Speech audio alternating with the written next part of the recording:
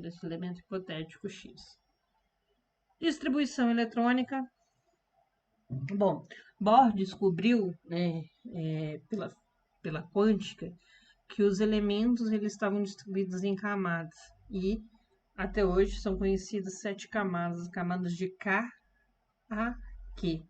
Em cada camada dessa existe uma quantidade de elétrons máximas que podem ser permitidos. Por exemplo, a camada K, 2 elétrons, L8, N, M18, N32, O32, P18 e Q8. Então, Linus Pauling estudou a estrutura atômica e elaborou um esquema que é utilizado até hoje para a gente fazer a distribuição eletrônica. Neles, a gente utiliza também as ideias de subnível, SP, D e F, onde a capacidade máxima dos elétrons seriam 2, 6, 10 e 14.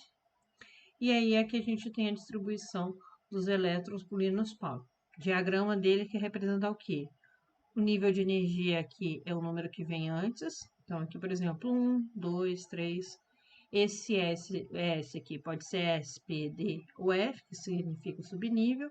E o númerozinho em cima é a quantidade de máxima de elétrons, quantidade de elétrons que você tem ali.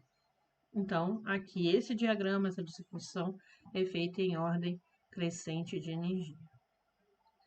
Então, vamos ver a distribuição eletrônica, por exemplo, para o cálcio. Aí a gente começa aqui da pontinha e vai contando, voltando aqui, ó, vai para a ponta, depois volta até dar 20. Então, seria 1s2, 2s2, 2p6, 3s2, 3p6, 4s2. Repara que eu estou chegando na pontinha aqui e subindo. Chego aqui e subo aqui de novo. E assim sucessivamente. Se a gente somar 2, 2, 6, 2, 6 e 2, a gente vai ter ali 20 elétrons distribuídos.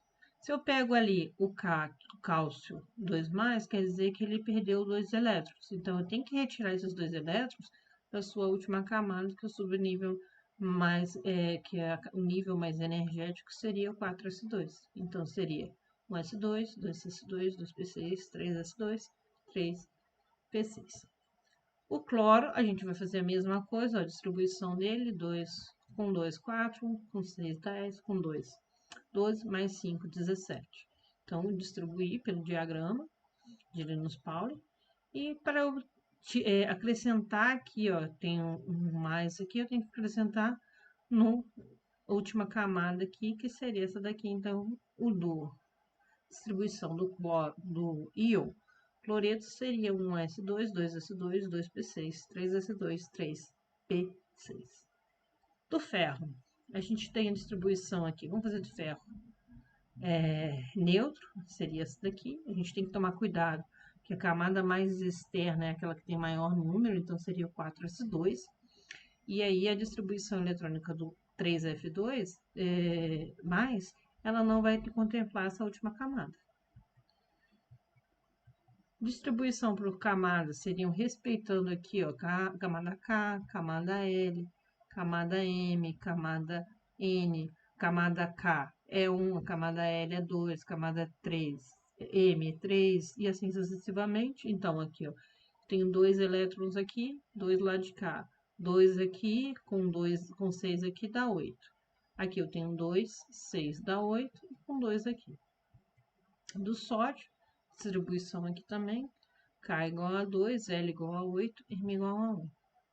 Do ferro, a mesma distribuição que a gente tinha, ó, a gente vai ter aqui a camada K, camada L, camada M, todo mundo que tem 3, e a camada N. Então, seria assim. Os elétrons mais externos, a gente tem que ter consciência do elétron mais externo e mais energético. Por exemplo, se a gente pega a distribuição do ferro, a gente tem como elétron mais externo, que é o elétron da camada de valência, o 4s2. No entanto, se pede para a gente saber qual que é o mais energético, é o 3d6, que seria o subnível mais energético.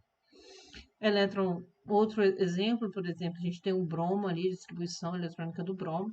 A camada mais externa do bromo é o 4, o elétron mais externo que faz parte da camada de valência, mas a camada de valência ela vai ter também o 4s2, o elétron mais externo seria o 4p5 e o subnível mais energético também.